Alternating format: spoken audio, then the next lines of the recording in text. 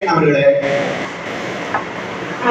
தமிழக வீர விளையாட்டுக் கழகத்தினுடைய ஒருங்கிணைப்பாளர் தோழர் முத்து அவர்களே, தமிழக கலை இலக்கிய பண்பாட்டுக் கழகத்தினுடைய ஒருங்கிணைப்பாளர் தோழர் நிலவன் அவர்களே, கட்சியினுடைய தலைமை செயற்குழு உறுப்பினர்களே, மூத்த பொதுக்குழு உறுப்பினர்கள் தோழர் தேவதாசு, தோழர் பிள்ளப்பன், தோழர் தமிழ்மாறன், தோழர் விஸ்வா உள்ளிட்ட தோழர்களே, பல்வேறு மாவட்டங்களிலிருந்து வந்திருக்கிற பொதுக்குழு உறுப்பினர்களே, உங்கள் அனைவருக்கும் எனது முதற்கண் வணக்கத்தை தெரிவித்துக் கொள்கிறேன். குறிப்பாக இந்த பொதுக்குழுவில் முதன்முறையாக பங்கேற்றிருக்கிற புதிய பொதுக்குழு உறுப்பினர்களை வாழ்த்தி வரவேற்று மகிழ்கிறேன். தமிழ் தேச மக்கள் கட்சியினுடைய பொதுக்குழு வடிவம் என்பது அதிகாரமிக்கது. அந்த வகையில் பொதுக்குழு உறுப்பினராகிய நீங்கள் அனைவரும் அதிகாரமிக்கவர்கள் என்பதை இந்த நேரத்தில் பெருமிதத்தோடு தெரிவித்துக் கொள்ள விரும்புகிறேன். நாம் ஒரு கட்சியாகவும் அமைப்பாகவும் இணைய வேண்டிய தேவை ஏன் ஏற்படுது? நமக்கு முன்னாடி பல்வேறு இயக்கங்கள் தோன்றி இருக்கு. நமக்கு பிறகும் கூட பல்வேறு இயக்கங்கள் தோன்ற வேண்டும். ஏனென்றால் ஒரு தேசிய இனத்தில் சமூகத்தில் வாழ்கின்ற மக்கள் எதிர்கொள்கின்ற சிக்கல்களை அந்தந்த நேரத்தில் தீர்த்து வைப்பதற்காக அமைப்புகள் தோன்றுவது இயற்கை நியதி, காலத்தின் கட்டாயம். அந்த வகையிலே இன்று தமிழக மக்கள் என்ன விதமான சிக்கலை எதிர்கொண்டிருக்கிறார்கள், அவர்களுக்கு இந்த தமிழ் தேச மக்கள் கட்சி எப்படியான தீர்வை சொல்லப் போகிறது என்பதில் தான் நாம் அமைப்பு செயல்பட்டுக் கொண்டிருக்கிறது. ஒண்ணு இல்லைங்க, இன்னைக்கு தமிழ்நாட்டில் இருக்க முதன்மையான சிக்கல் என்ன சிக்கல்? எல்லாருக்குமே தெரியும், கடன் சுமை. கழுத்தை இருக்க பற்றி நம்மளை வாழ விடாம கடன் கழுத்தை நெரிச்சுக்கிட்டு இருக்கு. இந்த கடன் எப்படி வழங்கப்படுது? முன்னாடிலாம் கடன் கொடுக்குறவங்க எப்படி கொடுப்பாங்க?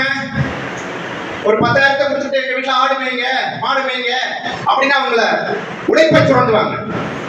அதன் பிறகு குடும்பத்தோடு ஒரு பண்ணையில வேலை பார்க்க வச்சு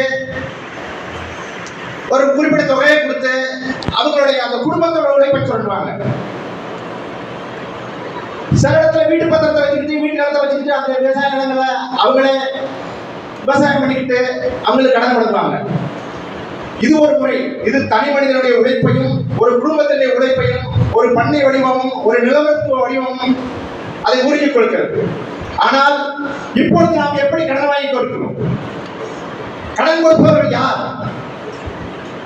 எந்த பின்னணியில் அவர்கள் கடனை கொடுத்துக் கொண்டிருக்கிறார்கள்? கூவி வைக்கிறாங்க.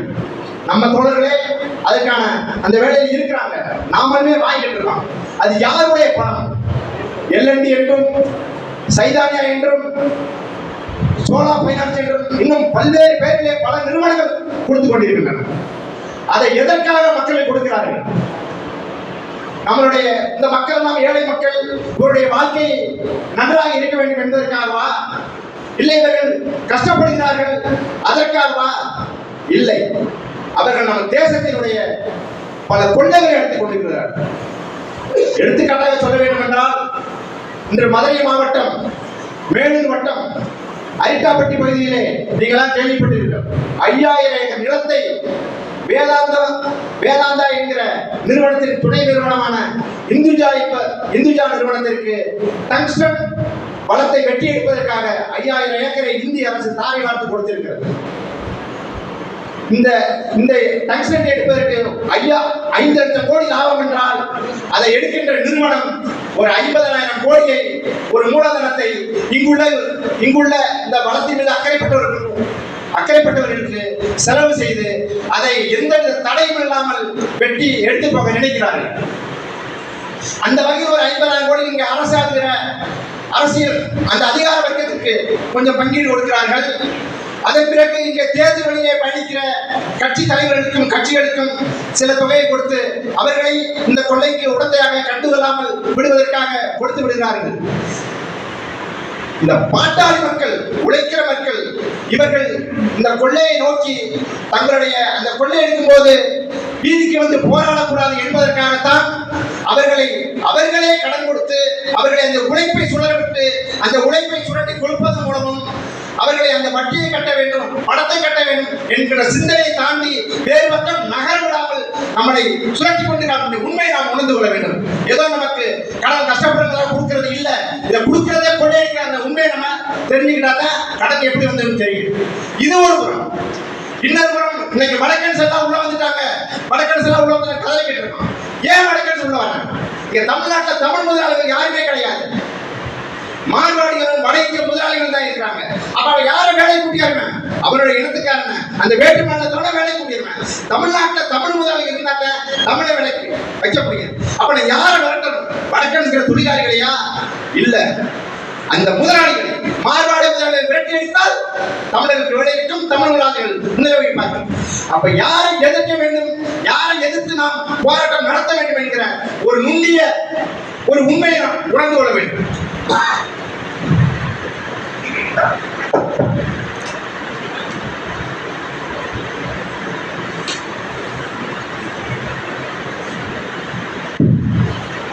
அப்படி நமக்கு எதிரியாக இருக்க இந்த மாறுபாடுகளுக்கு எதிராகும், இந்த கடன்களை கொடுத்துக்கிட்டு பெருநிறுவனங்களுக்கு எதிராகும் நாம் போராட தயாராக வேண்டும்.